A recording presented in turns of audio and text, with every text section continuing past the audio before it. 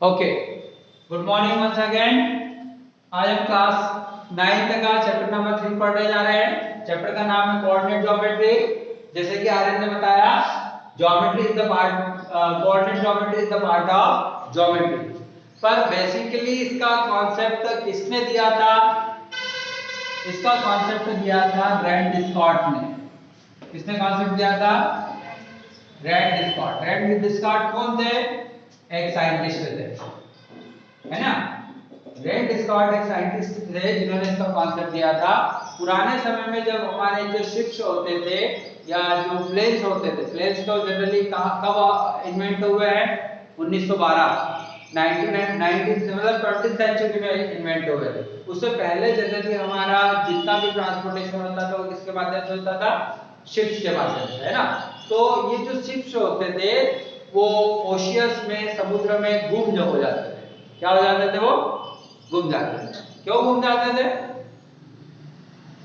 क्योंकि उनके पास particular directions नहीं होते, उनको पता नहीं होता था वो कहां पर है, किस पोजीशन पे है। तो उसको वो सॉल्व कैसे करते थे? इस प्रॉब्लम को उन्होंने कैसे सॉल्व करा? किसकी मदद से? कंपास की मदद से। किसकी मदद से? कंपास, है ना। जो जिसमें क्या होता है?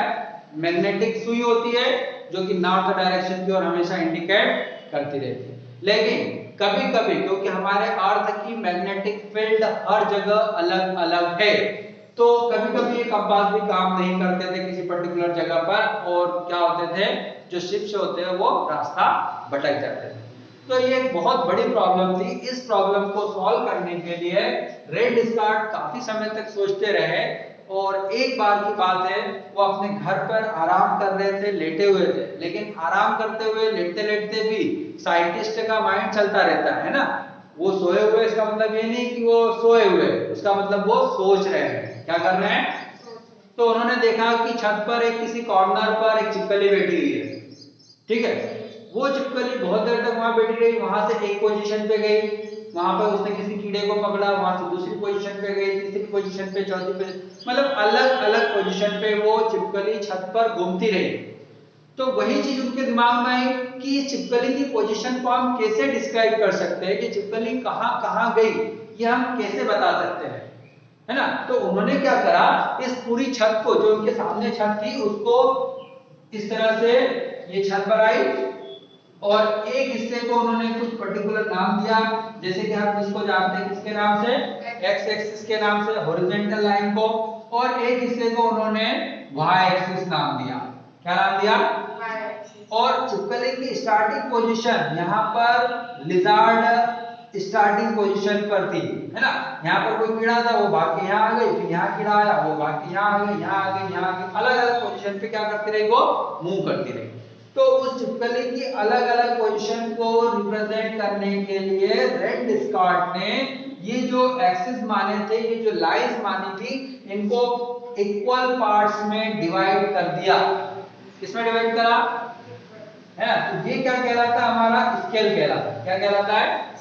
हम अलग अलग ऑब्जेक्ट्स की पोजीशन दिखाने के लिए अलग अलग स्केल लेंगे, है ना। लेकिन जहां पर स्टार्टिंग पोजीशन थी वो क्या कहलाता है? ओरिजिन। अब सपोज छिपकली इस पोजीशन पे है, इसको मैंने नाम दे दिया ए, और ये एक्स एक्सिस पर कितनी डिस्टेंस पर है? 1 2। एक्स एक्सिस पर इसकी पोजीशन क्या बन रही है? 2। जबकि वाई एक्सिस पे 1 2 और 3 वाली पोजीशन पे। तो हम बता सकते हैं कि पहली पोजीशन छिपकली की क्या है? 2 3। इस 2 3 से रिप्रेजेंट करा उन्होंने, है ना। सबसे शुरुआत करने वाले रैंड डिस्कॉट थे, उन्होंने अपना एक पैटर्न बनाया, और उसी पैटर्न को हम क्या कर रहे हैं? फॉलो कर रहे हैं, है ना। तो हमने देखा कि ये ओरिजिन से एक पर्टिकुलर डायरेक्शन में 2 डिस्टेंस पर आई, 2 यूनिट के डिस्टेंस पे आई, y एक्सिस पर 3 यूनिट के डिस्टेंस पे आई, तो उसकी छिपकली पोजीशन को किस रिप्रेजेंट किया गया? 2 3।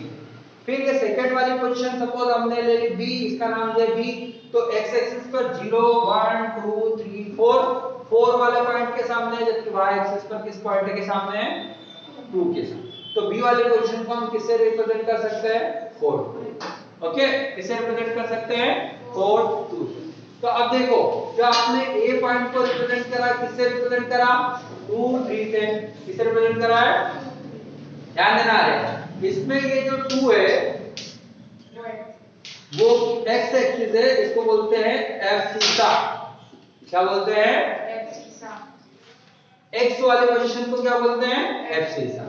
y वाले पोजीशन को क्या बोलते हैं, ऑर्डिनेट। y वाले पोजीशन को क्या बोलते हैं, ऑर्डिनेट।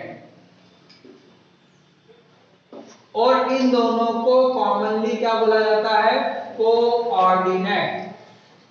क्या बोला जाता है, कोऑर्डिनेट। तो ध्यान रखना है x वाले पोजीशन को एब्सिसा, y वाले पोजीशन को ऑर्डिनेट, और इस पेयर को क्या बोला जाता है बेटा, कोऑर्डिनेट। और इसीलिए देखो ज्योमेट्री का वर्ड का यूज क्यों हुआ, क्योंकि हम यहाँ पर ग्राफ या फिर यहाँ पर इसको चित्र के माध्यम से दिखा रहे हैं, तो हमने वर्ड यूज किया है ज्योमेट्री, और हम यहाँ पर कोऑर्डिनेट्स का यूज कर रहे हैं, that's why it is a coordinate geometry.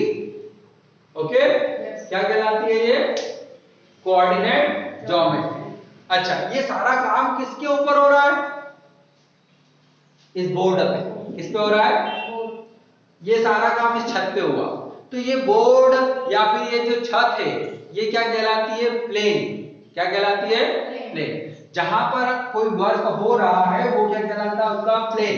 जैसे एक जो इंजीनियर है, आर्किटेक्चर है, वो अपनी ड्राइंग बनाता है ड्राइंग शीट पर, तो वो क्या कहलाता है, उसका प्लेन। ठीक है, अभी हम सारा काम किस पर कर रहे हैं, बोर्ड पे, तो ये बोर्ड हमारा क्या हो गया, प्लेन। आप सारा काम किसके ऊपर करते हो, कॉपी पे, तो आपकी कॉपी आपका क्या है, प्लेन। फिर से ये एक प्लेन है, इसको बताने वाले कौन थे, ग्रैंड डिस्कार्ट, DESCART। ठीक है, ग्रैंड डिस्कार्ट। कार्ट से हमने क्या वर्ड उठाया, कार्टेशियन बनाया। क्या नाम बनाया, कार्टेशियन। और प्लेन को प्लेन ही रहने दिया। तो इस बोर्ड को हम नाम देंगे कार्टेशियन प्लेन। क्या नाम देंगे, कार्टेशियन। ग्रैंड डिस्कार्ट ने इसको इन्वेंट करा था, इसकी खोज करी थी, इसका आविष्कार करा था, इसलिए उनके सम्मान में, है ना, किसी साइंटिस्ट ने इसको खोज करा था, उनके सम्मान में इसको क्या कहा जाएगा, कार्टेशियन प्लेन। ठीक है, इज दैट क्लियर। अब ये जो कार्टेशियन प्लेन है, इस पर हमने एक लाइन बनाई हॉरिजॉन्टल, एक लाइन बनाई वर्टिकल। ठीक है, हॉरिजॉन्टल लाइन को क्या कहा जाता है, एक्स एक्सिस। वर्टिकल लाइन को क्या कहा जाता है, वाई एक्सिस। दोनों पॉइंट, दोनों एक्सिस जहां मिलते हैं उस पॉइंट को क्या कहा जाता है, ओरिजिन। ओरिजिन का मतलब स्टार्टिंग पॉइंट, स्टार्टिंग पॉइंट, मूल बिंदु जहां से कोई एक्टिविटी स्टार्ट होती है। ठीक है, उसके बाद यहाँ पर हमको 1 2 3 4 हिस्से बन गए, 4 पार्ट्स बन गए। तो ये जो पार्ट्स है ये क्या कहलाते हैं, क्वाड्रेंट। 1/4 ऑफ एनीथिंग, किसी भी चीज का 1/4 पार्ट उसका क्वार्टर कहलाता है। तो यहाँ पर इसका नाम दिया गया है quadrant. So this is the first quadrant, second quadrant, third quadrant and fourth quadrant. X axis और वाई एक्सिस कार्टेशियन प्लेन को 4 पार्ट्स में डिवाइड करते हैं, ये क्वाड्रेंट कहलाते हैं। First quadrant, second quadrant, third quadrant and fourth quadrant. अभी हमने आपको जो एक्स वाई वाला कॉन्सेप्ट बताया, फिर से बता रहा हूं, हम किसी भी पॉइंट की लोकेशन को रिप्रेजेंट करेंगे एब्सिसा और ऑर्डिनेट के माध्यम से। x means abscissa, y means ordinate. इनको कंबाइनली क्या कहा जाएगा, कोऑर्डिनेट। क्या कहा जाएगा, कोऑर्डिनेट। ठीक है, तो फर्स्ट क्वाड्रेंट में x और y दोनों की पोजीशन पॉजिटिव होगी। क्या होगी, ये 0 से जब लेफ्ट राइट साइड में आए पॉजिटिव, 0 से अप साइड में गए पॉजिटिव, लेकिन 0 से लेफ्ट साइड में जाएंगे तो ये क्या हो जाएगी बेटा, नेगेटिव। -1 -2 -3 -4 -1। 0 से डाउन साइड में आएंगे तब भी ये नेगेटिव आएगी, -1 -2 -3 -4 -5 -6 लाइक दिस। ओके, अब सेकंड क्वाड्रेंट की मैं बात कर रहा हूं।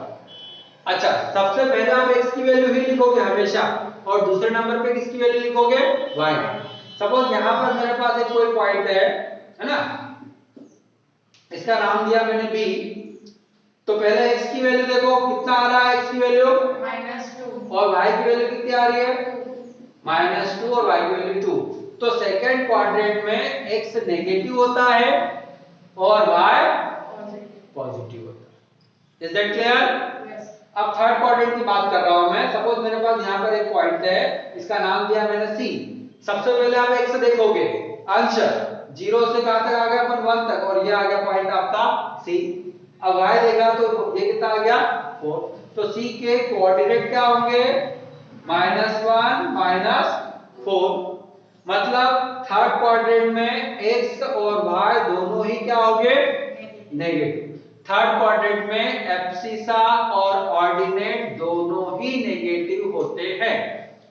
अब हम बात करते हैं फोर्थ क्वाड्रेंट में, है ना।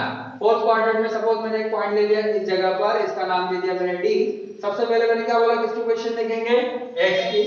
फिर किसकी पोजीशन देखेंगे आप, y की।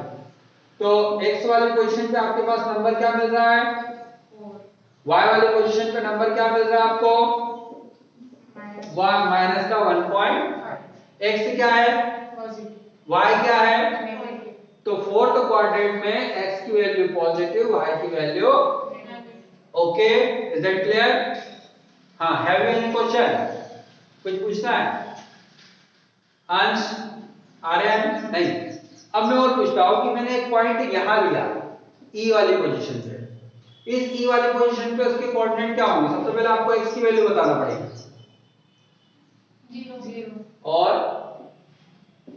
0 और 5, 0 और 5। एक मैंने पॉइंट लिया इस पोजीशन पे, अंश f वाली पोजीशन। x की वैल्यू कितनी आएगी पहले, 1 2 3 4। क्या लिखोगे x की वैल्यू, -4। और y की वैल्यू कितनी लिखोगे, 0, क्योंकि आप ऊपर गए नहीं तो y कितना आ गया। अब इस चीज को ध्यान रखो कि x एक्सिस पर y की वैल्यू 0 होगी और y एक्सिस पर x की वैल्यू 0 होगी। Is that clear? तो ये था आपका पूरा concept chapter number 3 coordinate geometry का। इसी के बेस पर हम अपनी पूरी चैप्टर कर सकते हैं। Okay, so I will solve the exercise in the next lecture. We continue. Okay.